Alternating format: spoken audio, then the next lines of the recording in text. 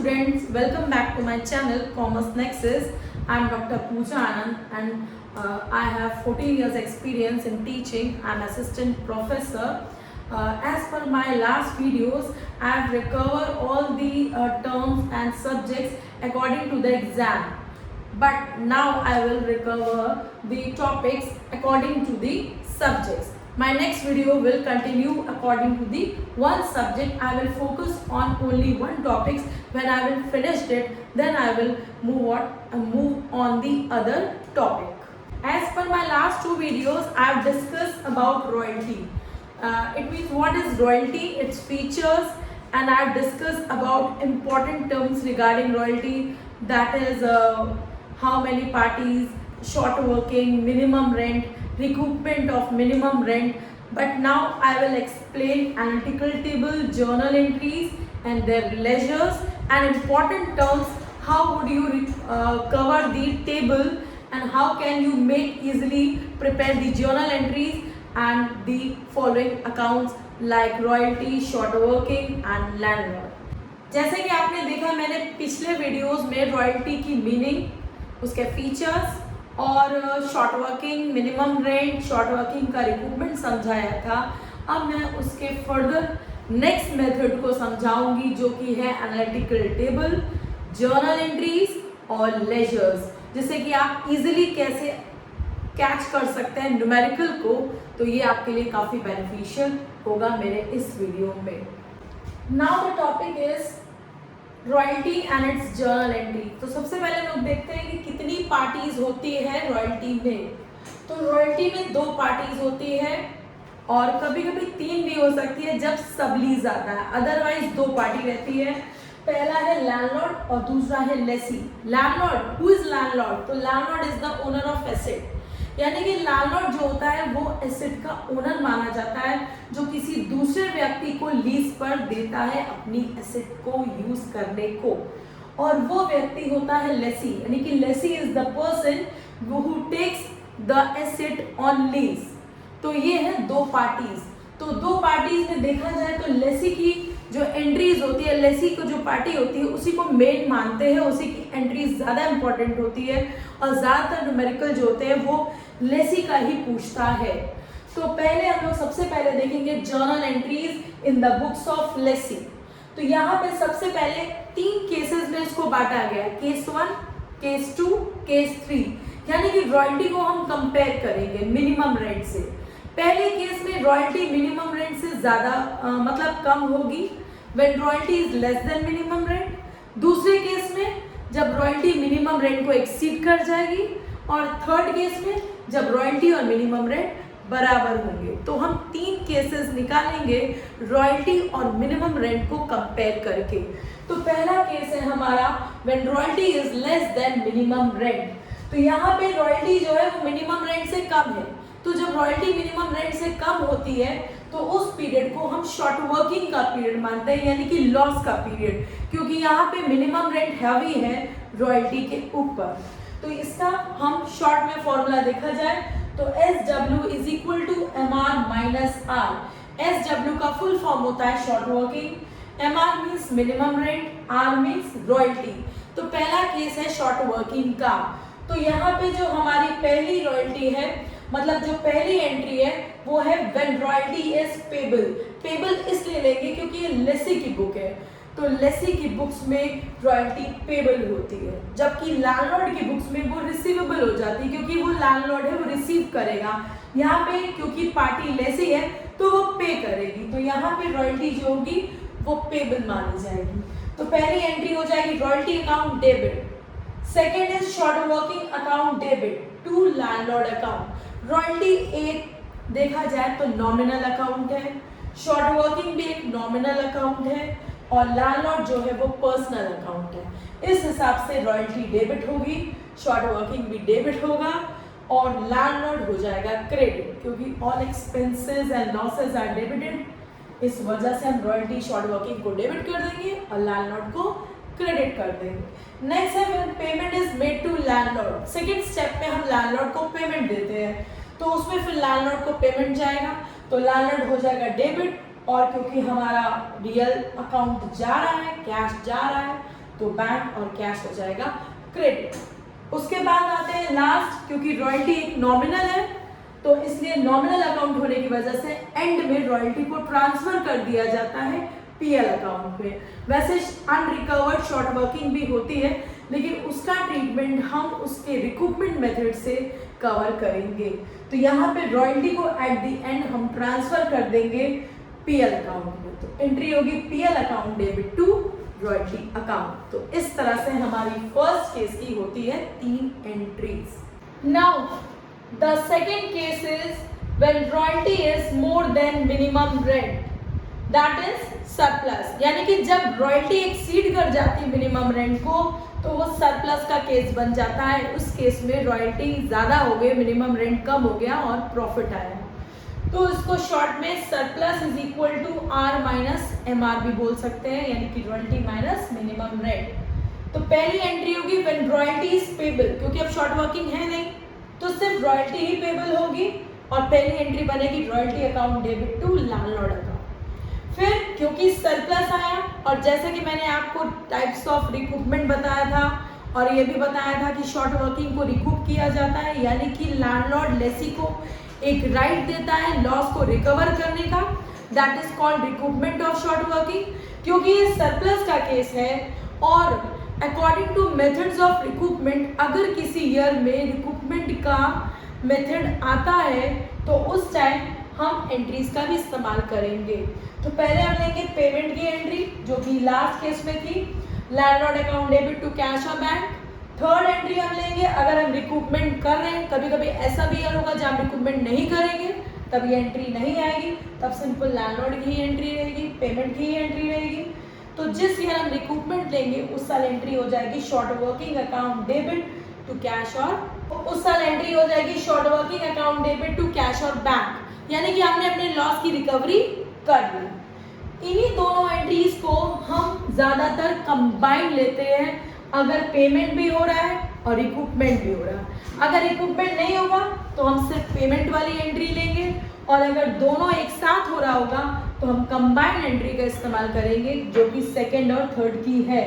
तो वो हो जाएगी landlord account debit, short working account debit to cash और बैंक अकाउंट। और लास्ट ईयर फिर हम क्या करेंगे, रॉयल्टी को पीएल में ट्रांसफर कर देंगे, तो PL account debit to royalty account. तो इस तरह से हम सेकेंड केस को देखते हैं।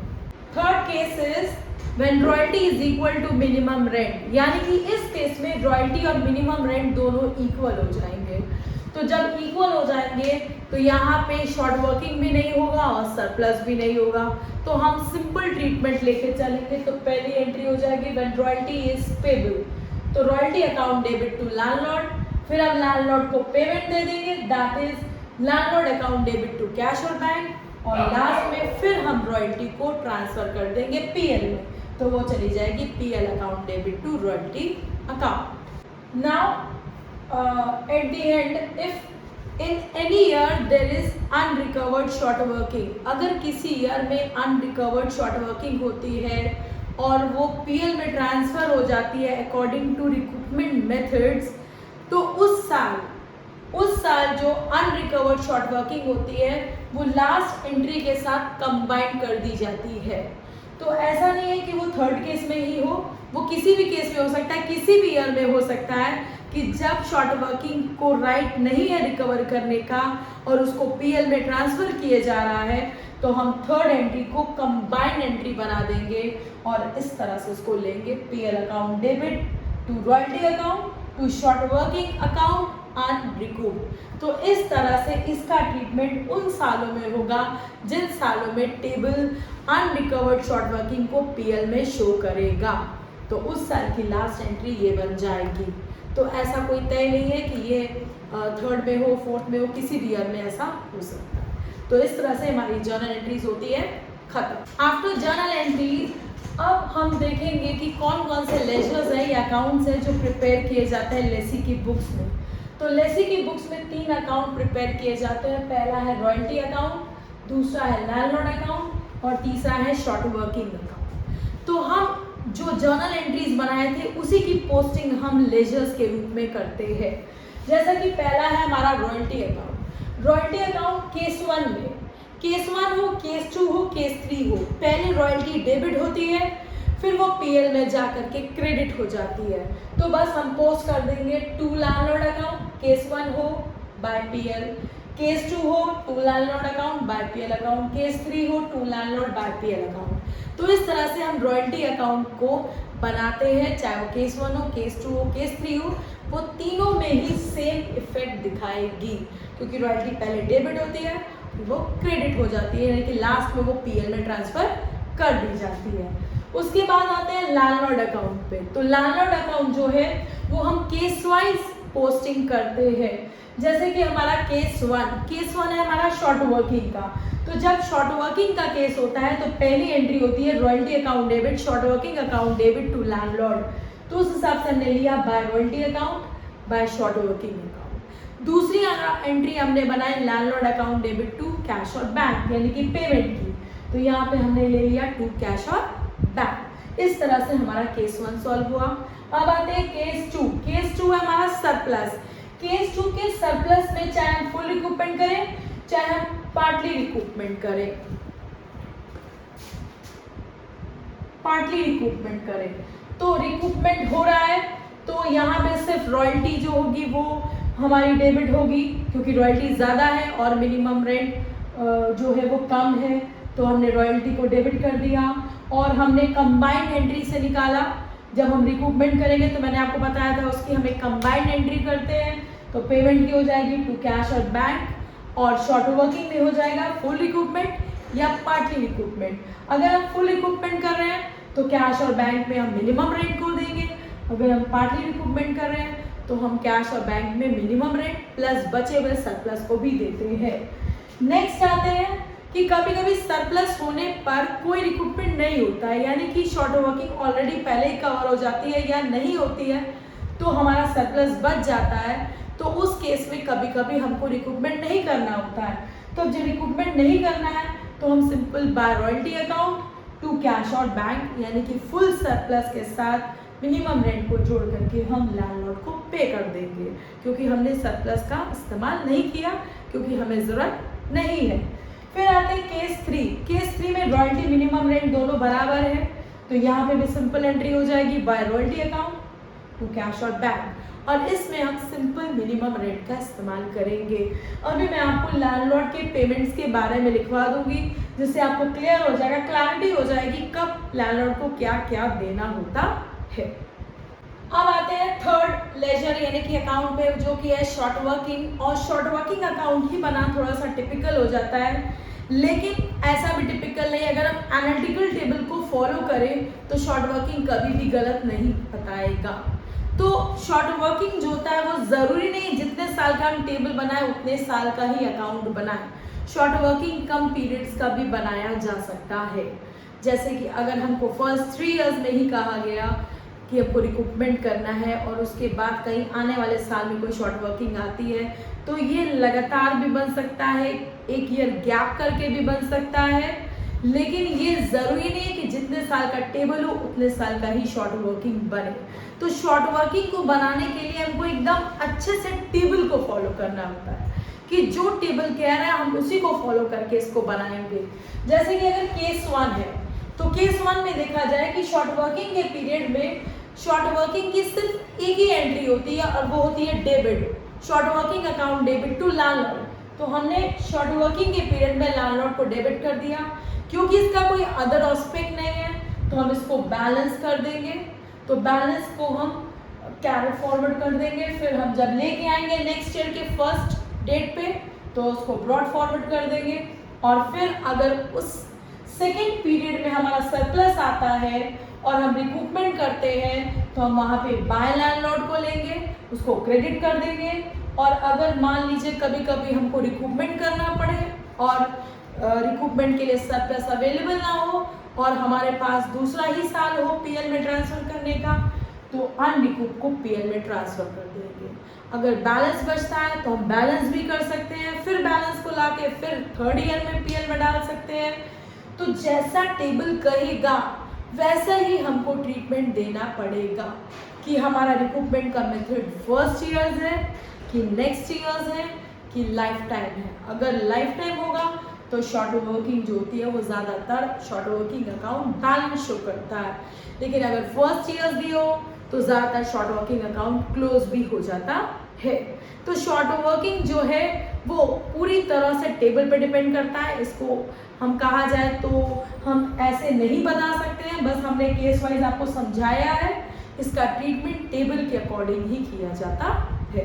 तो इस तरह से मैंने आपको आज बताई लेसी की बुक्स में जर्नल एंट्रीज और 3 लेजर जो लेसी के बुक में प्रिपेयर किए जाते हैं।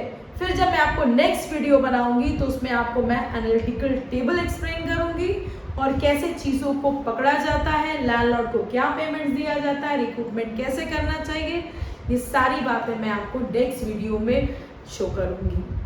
Okay, bye, thank you. If you like my video then please subscribe my channel, share it and like it. Please comment if you have any doubts.